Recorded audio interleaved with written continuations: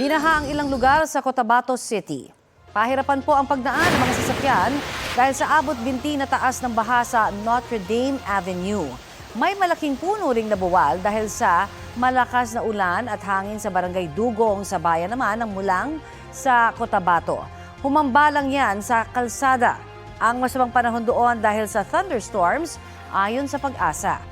Posible pa rin daw ang mga panandaliang ulan o kaya local thunderstorms na maaaring magdulot ng baha o landslide ngayong araw dahil sa easterlies.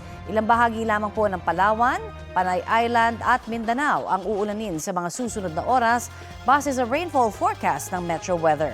Halos buong bansa ang magkakaroon ng maaliwalas at mainit na at ganun din po maalinsangang panahon ngayong weekend. Pero posible pa rin po ang ulan sa ilang lugar, particular na sa Mindanao. Posible ring magbalik ang hanging amihan ngayong pong weekend at makakaapekto po ito sa Northern Luzon ayon sa Pag-asa. Sa kabila po niyan, hindi na magiging kasing lamig ang panahon gaya ng naranasan nitong Enero.